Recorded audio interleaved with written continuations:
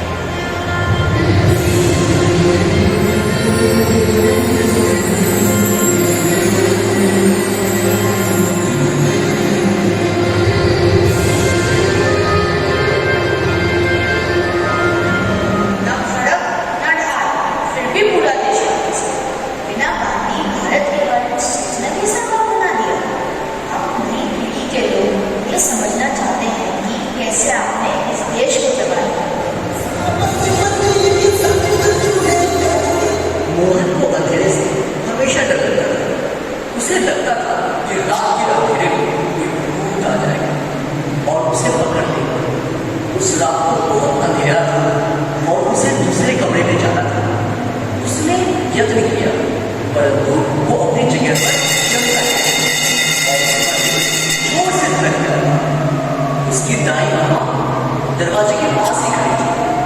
उसने हंसकर पूछा, क्या हुआ बेटा? दाई, मुझे बहुत डर लग रहा है। किस बात का डर बेटा? देखो कितना अंधेरा है। मुझे भूतों से डर लगता है। अंधेरे में मुझे खबर नहीं है। मोहन की आवाज डर के मारे कांप रही थी। रम्मा ने प्यार से उसके सर पे हाथ फेरा। अरे, अंधेरे से भी कोई डरता है? मेरी बात सुनो, राम जी को याद करो। फिर कोई भूत तुम्हारे पास नहीं आएगा। कोई तुम्हारा बाल विवाह नहीं कर पाएगा। राम जी तुम्हारी रक्षा करेंगे। सच? राम जी मेरी रक्षा करेंगे?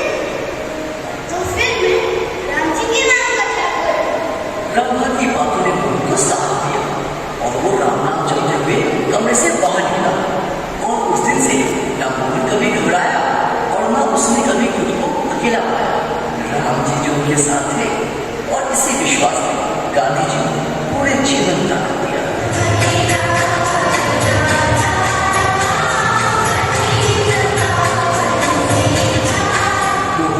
राजा हरिश्चंद्र का नाटक देखना चाहता था।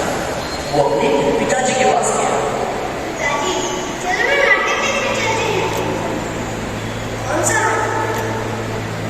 राजा हरिश्चंद्र। मगर वो काम में बहुत व्यस्त थे। देखो बेटा, मैं काम में थोड़ा व्यस्त हूँ, किसी और दिन चलते हैं।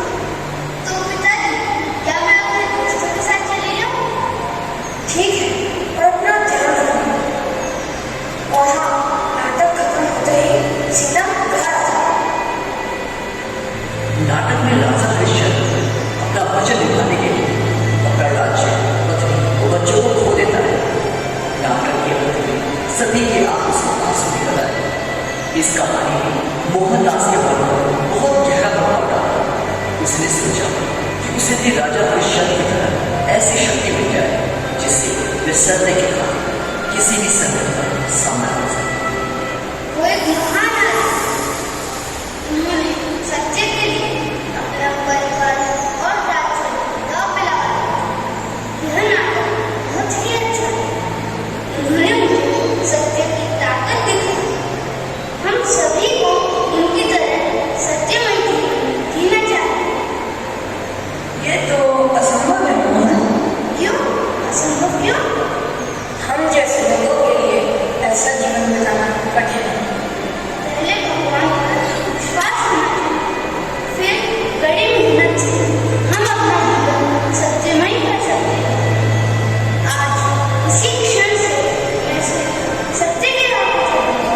मोहन, ये इतना आसान नहीं है। चलो देखते हैं। और उस दिन से मोहन ने सत्यमय जीवन बिताना शुरू किया। कड़ा होकर उसने अपना जीवन सत्य के लिए दांव पर लगाया। सत्य और साहस ने उसे जीवन की अत्यंत कठिन परीक्षा में सफल बनाया, जिसे देखकर सारा संसार चकित रह गया।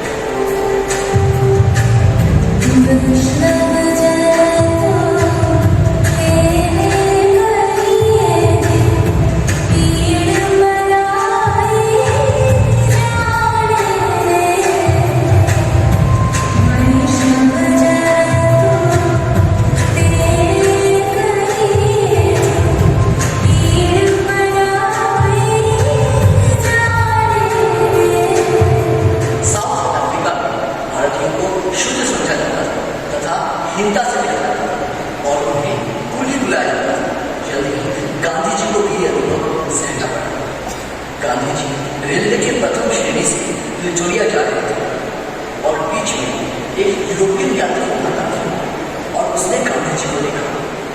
तुम यहाँ क्या कर रहे हो? चलो निकल जाओ यहाँ से। लेकिन मेरे पास यहाँ का टिकट है, मैं यहाँ पे बैठ सकता हूँ। लेकिन ये कोच सिर्फ 2 रुपये के लिए है। तुम यहाँ से निकलो, वरना मुझे स्टेशन मास्टर का कंप्लेंट करनी पड़ेगी। मेरे पास किसी श्रेणी का टिकट है और मुझे यहाँ रहने का पूरा हक है। उस आदमी ने स्टेशन मास्टर से शिकायत की। इस गोली को ऊपर निकालो और इसको तीसरे घर से निकालो। गांधी जी ने उनसे बहस करने की कोशिश की, पर उनकी बात किसी ने नहीं सुनी। तुम ऐसा नहीं कर सकते, मेरे पास प्रथम श्रेणी का टिकट है। अब मुझे तुम्हारे साथ जबरदस्ती बात करेगी। पुलिस वाले ने गांधी जी को उनके सामान के साथ बाहर धकेल दिया।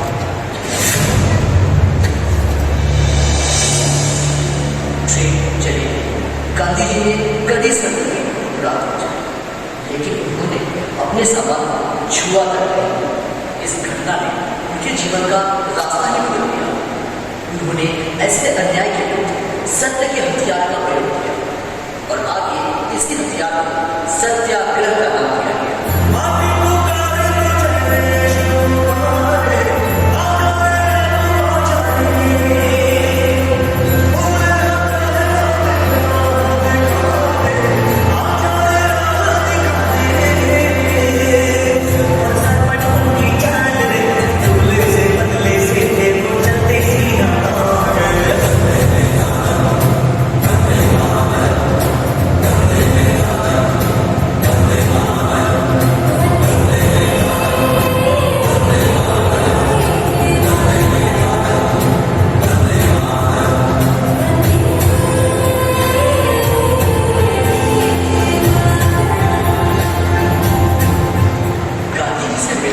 बच्चों को बहुत अच्छा लगता था। एक दिन एक छोटा बच्चा गांधी जी की पोशाक देखकर बहुत दुखी हुआ। उसे आश्चर्य हुआ कि इतना महान व्यक्ति कुर्ता भी नहीं पहनता। वो गांधी जी के पास गया